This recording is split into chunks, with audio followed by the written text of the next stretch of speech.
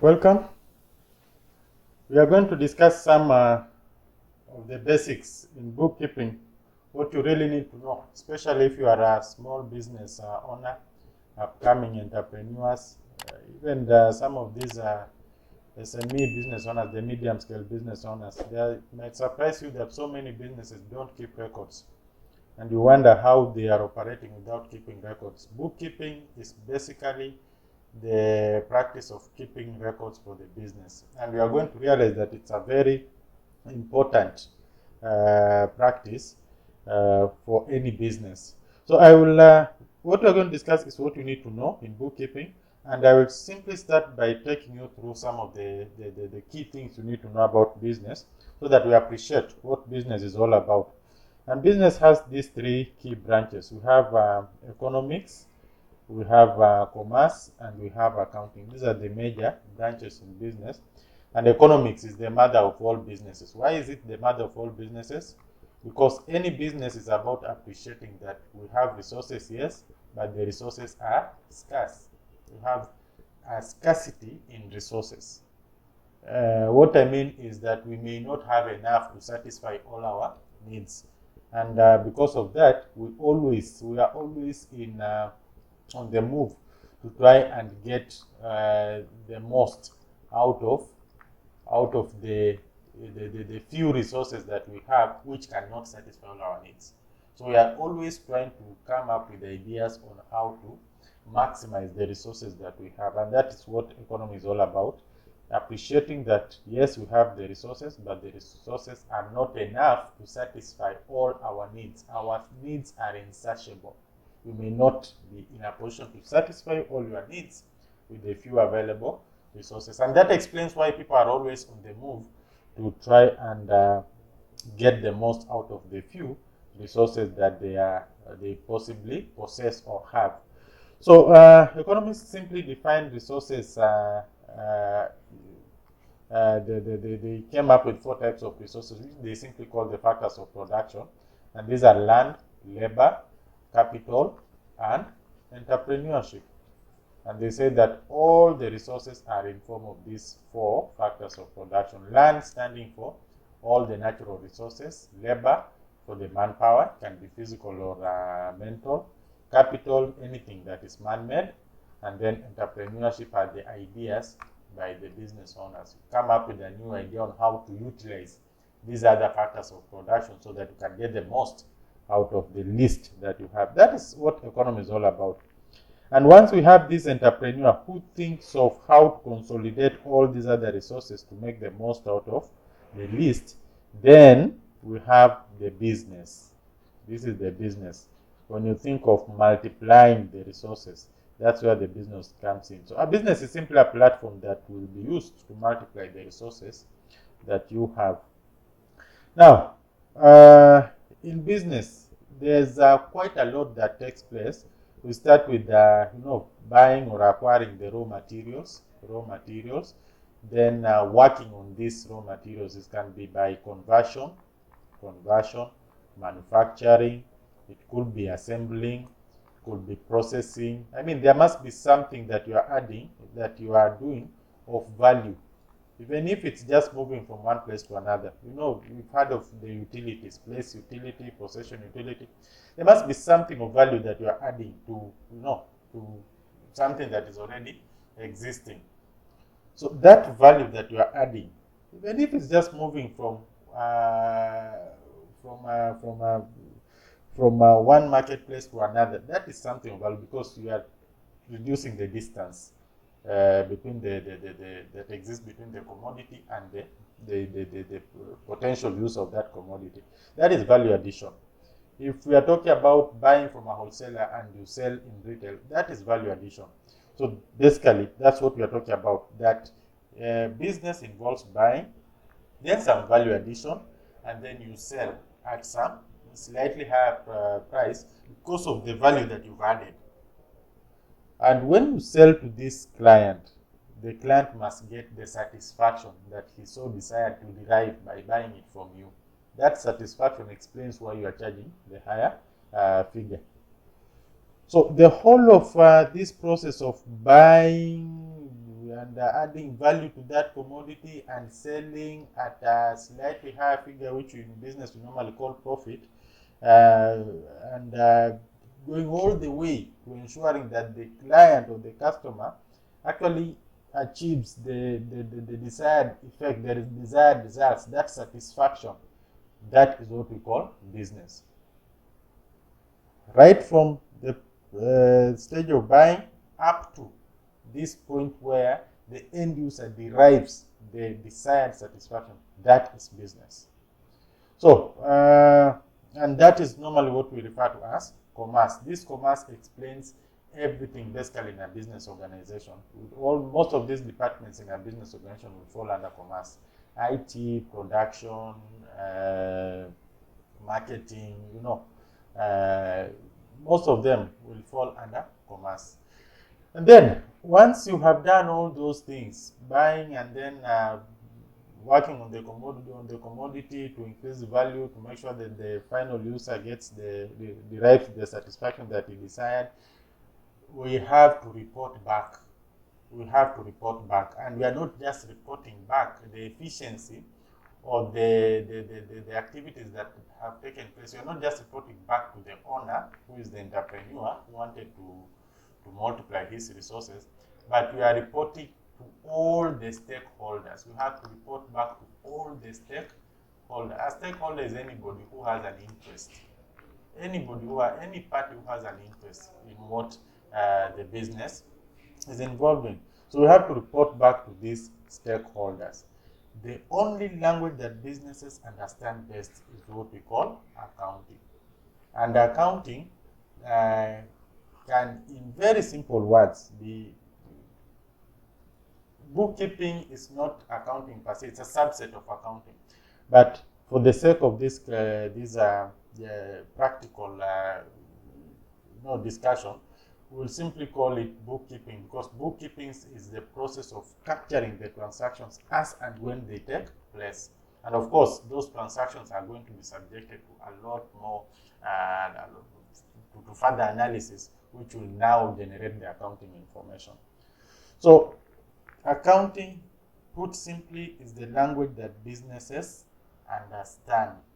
It's the language that a business can use to express itself, and it's expressing itself to who? To the stakeholders. Anybody who has an interest in the business. Why? So that he can make informed or better decisions.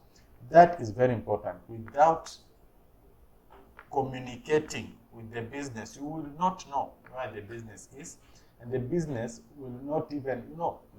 It's like you're operating in darkness. Now, why do we need to maintain records? Why do we need to maintain accounting? Why accounting records? Why do we need to keep books of accounts? Why do we need to record the transactions as and when they take place? Why do we need to subject this transaction, the recorded transactions, into further analysis so that we can come up with the information that can be used to make decisions? There are so many reasons which I may not be able to explain all here in this platform, but just to give you a glimpse of why these records are very important. Number one is that we have the government, which is a very key stakeholder, through what we call Kenya Revenue Authority. If you are operating from Kenya, we have something called Kenya Revenue Authority. It's an authority that is mandated to collect revenues on behalf of the government. Now, all business are expected to keep books of accounts. It's only from the books of accounts that you, as a business owner, can determine the profits that you have made in a particular financial period, which will now enable you to remit taxes to the government.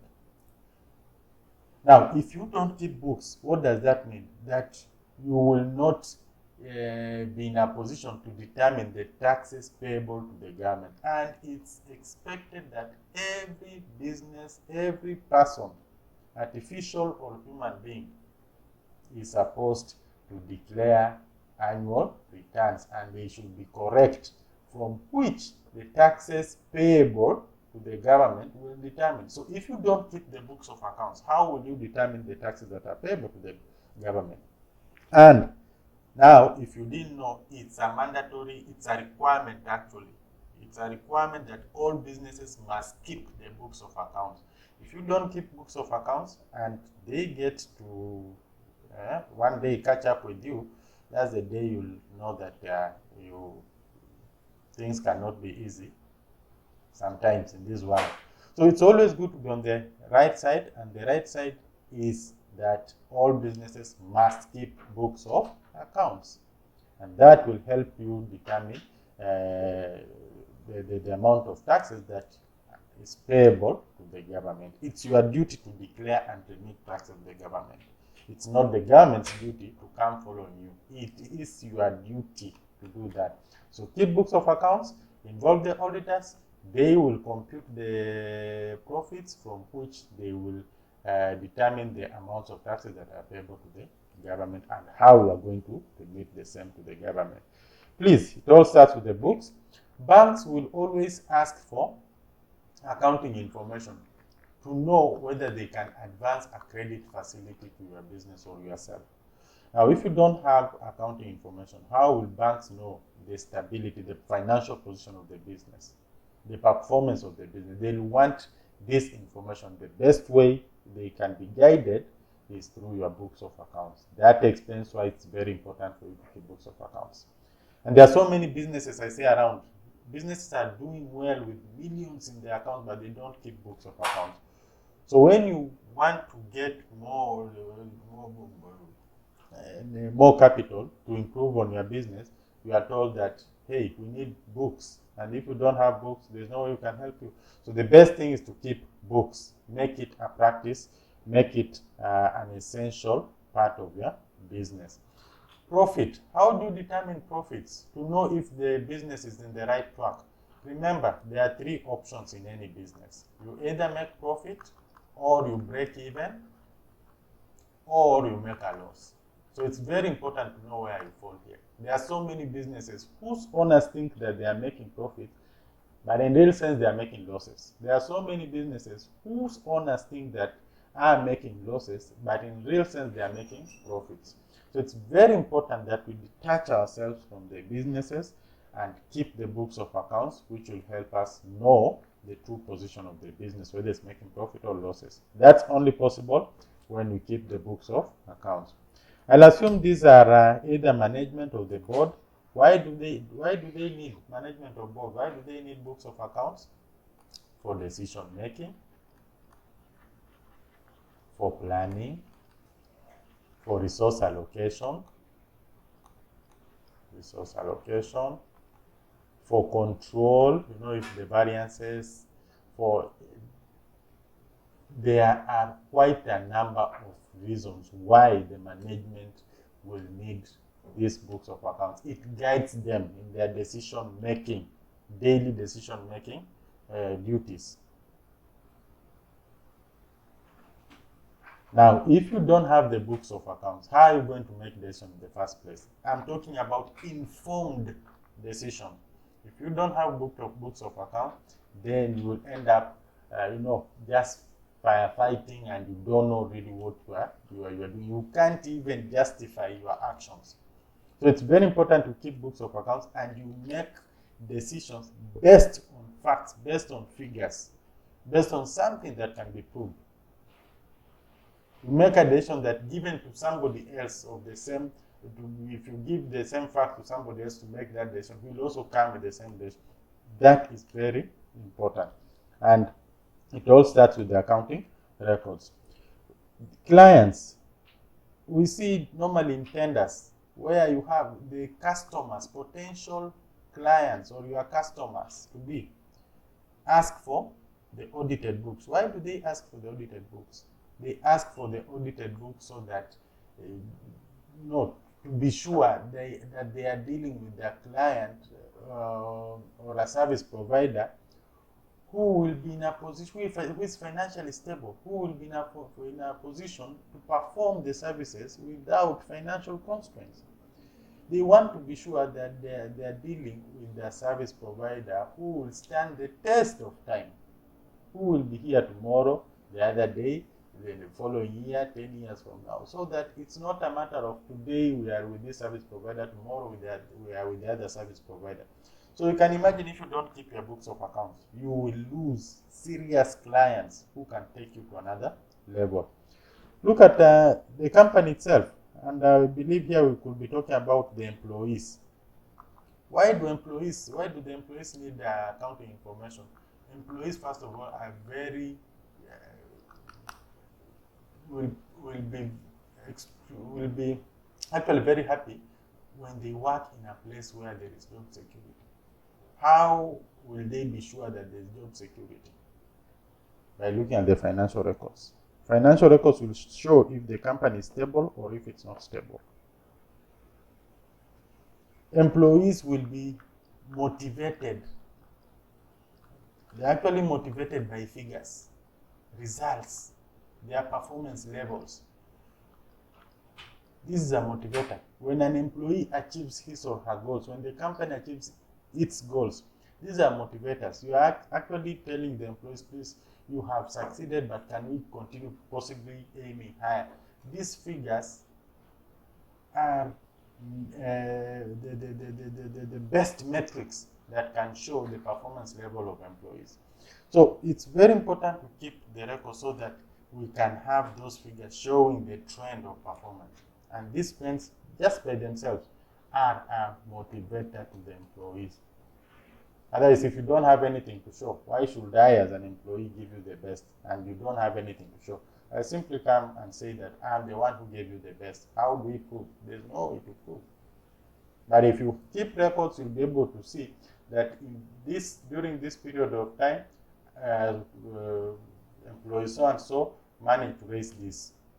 That is very important. So let's keep records to be able to track the records, to track the performance of employees, and in itself, that could be a motivator. Suppliers, they will want to make a decision on whether to supply goods to you on credit or not. What will guide them? Books of account. And I said, I cannot exhaust all the benefits of accounting records. These are just that. Now, when we talk about source documents, now maybe you have decided that you want to start keeping the books of accounts. What are these documents that will help you capture the accounting record? Because ideally what should happen is that every transaction you do, that one single transaction that you think is less important, that is what will generate the accounting information that you normally see at the end of the year, which looks like it's complex. It starts with that but single transaction. What you need to do as a business owner or as an upcoming entrepreneur is just to capture every transaction as and when it takes place. But if you can't do that, because sometimes some of our transactions are very bulky, make sure you use the source document. These are just some documents that help facilitate a transaction, which when you give to any accountant and auditor, you will be able to track down all your transactions and come up with the complete records. They are trained to do that. And they can only come up with complete records if there's a track of all your transactions. So if you can't keep the books of accounts, if you can't record each and every transaction as it takes place, can you have very clear and accurate source documents? These can help the auditor come up with your final books of accounts, which will eventually help you make decisions. So like quotation, if you are asking for you buy goods from suppliers. So instead of just calling and doing everything orally, you might want to use a document. So use the document that to inquire if the seller has possibly the items that you want, and if he has, how much is he willing to supply you. So he will come up with a quote, and that you can now make an order based on the quotation that has come from the potential seller. This order is what we refer to as the purchase order. So request for quotation from the seller. Once you get the quotation, you can now make a purchase order. And purchase order is just that list of items that you want to, or that you are ordering, or the seller to supply to you. If you have that list, because it will also have the cost at which you are buying those items at. If you have that list, that can help a great deal in coming up with the final books of account. So have the purchase order, and when he delivers, he will deliver the goods with a delivery note. A delivery note basically shows the goods that you are going to receive from the supplier. If you have that, that can also help the auditor or whoever is preparing your final books of accounts come up with a complete set of accounts. That is if you are not capturing all the transactions as and when they take place. Goods received note, what you are going to receive from the supplier. Delivery is what he will come up, what the seller will present to you as the goods that is delivering to you. But you also need to come up with a goods received note, that these are the goods that I have received from the supplier. And then, of course, after that, there will be an invoice. An invoice comes from the seller, whoever sold the goods to you, asking you to pay him for the goods. So if you can keep that document, it's very important. And of course, once you do the payment through the payment remittance or whatever, you do a receipt showing that, hey, once you do the payment through a payment remittance or advice, the seller will do a receipt to you showing that he has received this amount of money. So if you follow these procedures very well, you will have an invoice, you will have a receipt. Those are very key when you are talking about the goods that you have purchased in any financial period. So if you are not going to capture all the transactions as and when they occur, make sure that any purchase you do in an organization, there is an invoice and there is a receipt issued against that purchase. That is very important to capture all your purchases. And it's the same case with you. When you are selling goods, make sure that you issue an invoice and make sure that you issue a receipt. And the copies of this, if you are doing it through the softwares, it is even better. If you are not using softwares, then just have copies of these or just record somewhere. Those will be a trail that the auditor will use to determine or to come up with the final books of accounts. Petty cash vouchers, any business will use money on a day-to-day basis to meet these small expenditures. You need to have a petty cash voucher where you record all the small expenditures. Statement of account. At the end of every month, there is a bank statement. Go pick the bank statement. In fact, nowadays they are just sent to your email address. Get it, file it. Very important. And it's important that all transactions you carry out in a business go through a bank. So if I'm paying directly to the suppliers, it's advisable you do a check. That way, even if you're not keeping records, at least we can track that this amount went to supplier, so and so like that. That is very important. So make sure all the payments go through the bank. Make sure all the receipts come through the bank. If you're talking about these small expenditures, let them go through the petty cash vouchers. That way we can track all your transactions. Then we have the bank statements. Bank statement, that's what comes from the bank. Statement of account is basically showing the transactions between you and your client, how the accounts are faring. So if he owes you money or if you owe him money. Of course, that will now come back to the debtor-creditor kind of a relationship. So what we are saying is that try to maintain the books of accounts, but if you are not in a position to maintain the books of account, that is to capture the transactions as and when they occur, then work with the source documents. Make sure you have these source documents. And this, when you present to any auditor or accountant at the end of the year or at the end of the month or after a certain financial period, you'll be able to come up with a complete set of accounts that will help you in decision making. Now, we also have these day books that you can maintain in a business. They are very simple. Sales day book, basically used to record all the sales that have been done in a day on credit. But in this particular case, I will suggest that if you don't have so many sales, just put the date, particulars, who has bought, folio, that is the ledger. You may not need to go here if it's just a simple business, and the amount.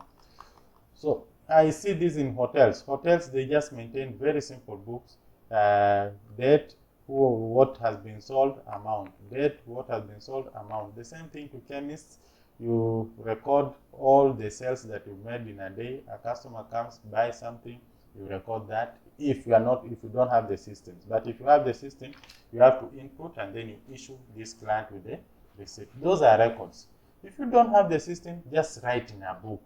Buy these square books and then input that information in a columnar format. At the end of the day, get the total amount, get the total of all the sales, get the total of all the purchases. If you're talking about purchases day book, get the total of all the cash that have come in, all the cash that has gone out. This is very important. If you do this on a daily basis, then you can be sure at the end of the month, it's just about adding up what has happened in these 30 days, and you get the total, monthly totals, which can then be replicated to annual totals. And there, you'll be able to generate the books of accounts. So it's that simple. Please think of starting to keep books of accounts. It's very important. Now, at the end of the year, what happens? We have this trading account. It's very important that you know what a trading account is. In a business, we have revenues, and there are so many businesses where people confuse. They think that revenues is their money. No, revenue is the total amount of money that comes in the business as a result of trading in the goods and services that the business is supposed to trade in. So when you talk about revenues, there is the cost of that particular product in that money that comes in. So revenues is not a good measure of your performance level. And you hear some people talking of revenues. My revenues are up to, monthly revenue 10 million. Yes, you might be having monthly revenues of 10 million, but at the end of the whole thing, you make a loss. So don't count your performance levels using revenues. Revenues is the total cash inflow that you get as a result of trading or dealing with the goods that you are actually supposed to deal with. That is total revenue.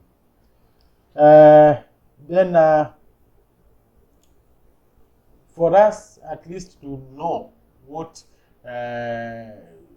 basically the first measure that we have, the first metric that we have is this, the gross profit. And the gross profit is simply, you take the total revenue, that is the total cash inflow as a result of the goods that you are supposed to trade in, less the cost that you incurred to get those goods which you actually traded, which you sold to get the revenue. So, for example, if I buy a loaf of bread at 50 shillings and I sell it at 56 shillings, then my gross profit will be 6 shillings, like that. So, total revenue, what I get, the cash inflow that I get as a result of trading in that particular commodity. Cost of goods sold is what I have incurred directly for that particular good which I have sold. The cost that I have incurred directly. The cost which is directly associated to the good which I have sold, the good which has generated this revenue. That's what we call the cost of goods sold. So revenue minus cost of goods sold, we get what we refer to as gross profit. Now, this journey is not yet over. And a good business, at least we should work a good business. 30% gross profit, 30% margin is not bad. 30% margin is not bad. Though we have, like, these are the example I've just used here, bread. These are retail commodities, so you expect the margin to be very small. But for a good business, 30% margin is not bad. That is actually what we expect. So once we have the gross profit, this one, what we have here, you now less all the other expenditures, the indirect expenditures that you are going to incur in the process of trying to sell that particular commodity. In the process of trying to sell that commodity that you sold, there are so many other expenditures that will just sprout from nowhere. No, those are what we call the indirect expenditures, or we call them overheads. So just less those overheads, less expenses and losses. These are the expenses, like you have to communicate, you have to travel, you have to buy stationery that will be used to maintain these books of accounts, maybe some meals, maybe some office supplies. These are indirect expenditures that will just sprout in the process of you doing business. Now, less all this from the gross profit.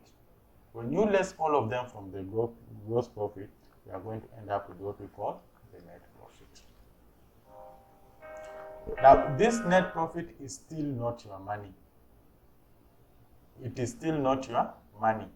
You are supposed to distinguish yourself. There should be a very good distinction between you and the business. So this, we are talking about business money. So net profit is still business money. Don't touch it. Don't touch it. This is an example of what we are just talking of. You can see the sales. These are the total sales, less cost of goods sold, the cost of the goods that have generated this amount of money. So you get gross profit. If there are any other income from other sources, you can add them there. But of key importance is all the indirect expenses that have been incurred in the process of trying to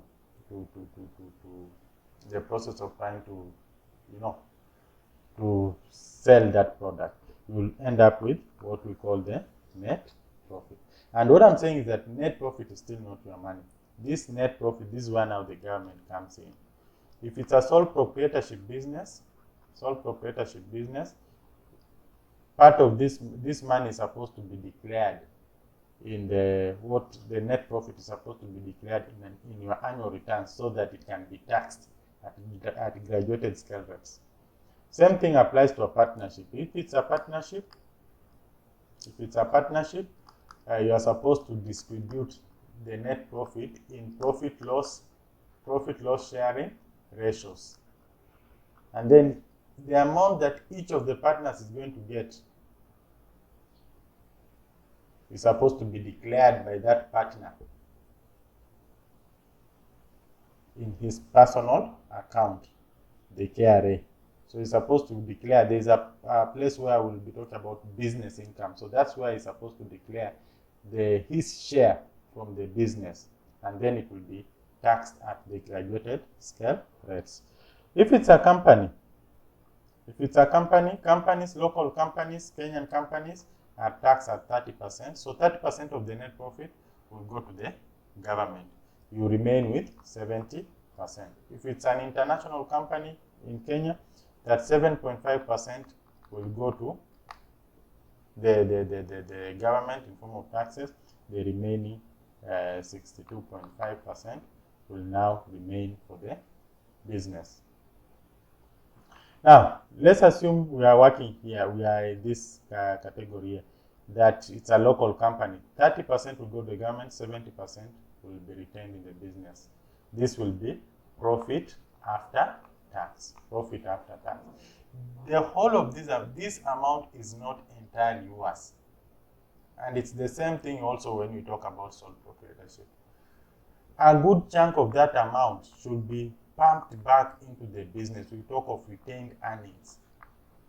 Retained earnings. So we have retained earnings, and we have what we call dividends. If it's a company, we have dividends. It's the same thinking that will be applied to sole proprietorship and partnership. What you are simply saying here is that the net profit should be distributed to three. One, taxes. Make sure you pay the government taxes. Number two, make sure that the business enjoys part of the money. And number three, as the owner of the business, enjoy part of the money. So what is it that is yours? It is this, the dividend. This is what you are supposed to enjoy. If it's about paying fees for your kids, this is where the fees should come from. Don't tax this, don't tax this. This is not yours. It belongs to the government. This is meant to ensure sustainability of the business. This is meant to ensure sustainability of the business. So if you get overexcited at this point and you choose to consume all this money, the government will come for you when you have already chosen this money. The business will not have monies to help it do what? Develop and grow. So there will be no money for expansion. And a business that doesn't expand, after some time, it will be obsolete because you're not improving on the system. You're not even, research, you're not carrying out research, it's just like you're not doing anything in the business. This money belongs to it's the business that has generated. Just take a portion, the remaining, leave it with the business and make sure that the government gets its share. That's how the net profit is distributed. So in a business, where are you as the owner of the business? You come at the very end. And this is what you enjoy, the dividends. After the business has gotten its share and the government has gotten its share and all the expenses have been well paid and catered for. Now, the other thing which is very important, this is a balance sheet now and it shows the financial position or standing of the business at any given point in time. Now, a good business will always have assets and liabilities. Assets and liabilities.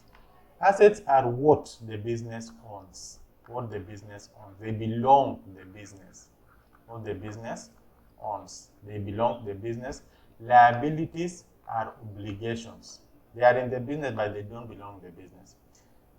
At any given point in time, assets should be equal to liabilities.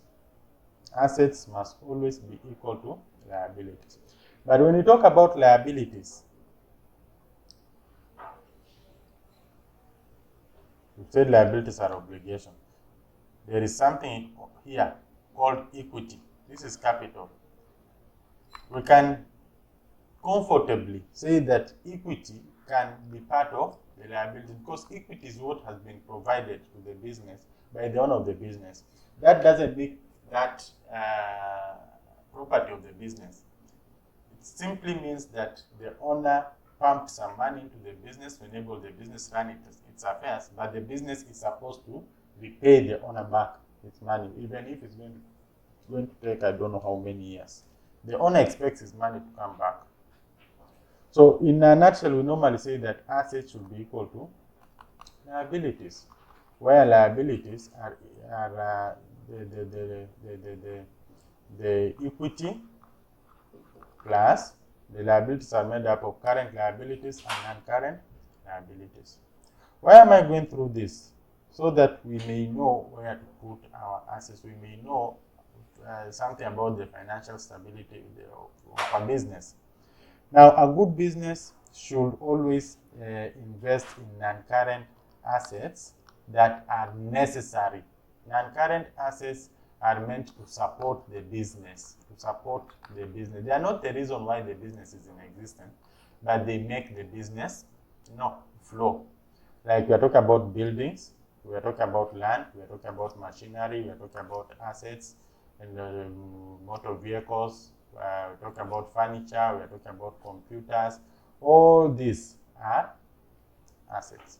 We have current assets and we have non-current assets. Non-current assets, they support the business. They are not the main reason why the business exists. They are long-term in nature and they cannot be easily converted into money.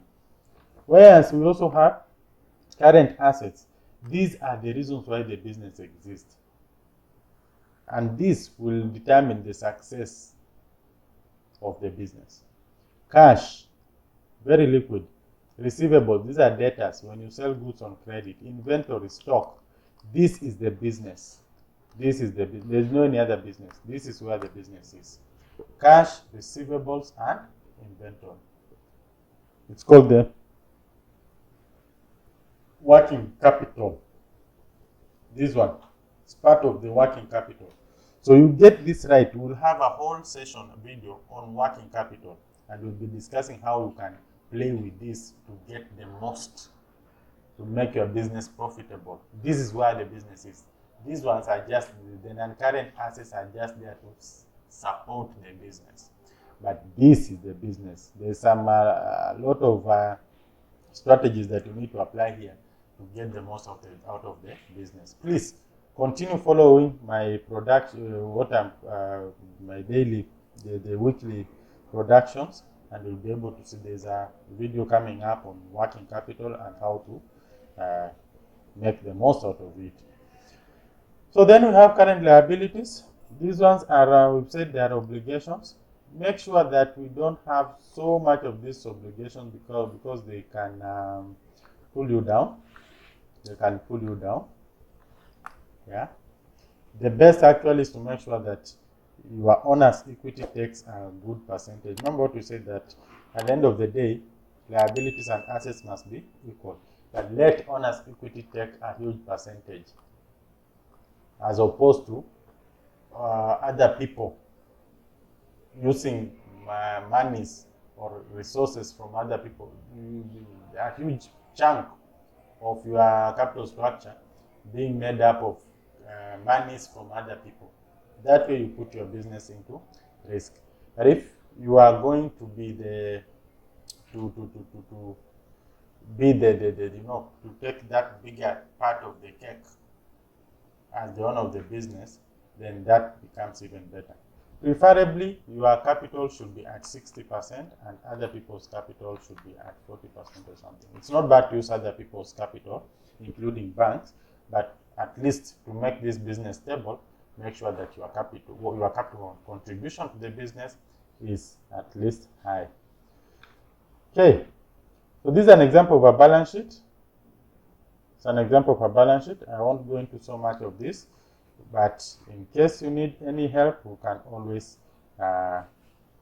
contact us, reach us through our contacts, which are going to be displayed at the very end. Now, just something here.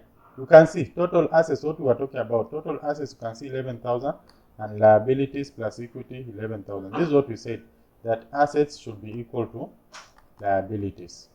And liabilities are made up of equity plus long-term and short-term liabilities.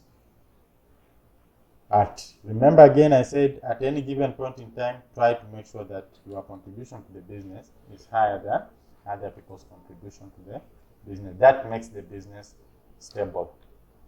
Now, if you don't keep the books of accounts, please, there are all these software. There are so many software. Some are very cheap. Like QuickBooks here only goes for around 2,500 shillings per month. And the value of this, you cannot even joke around with it. Try and keep the books of accounts and you will see the benefit.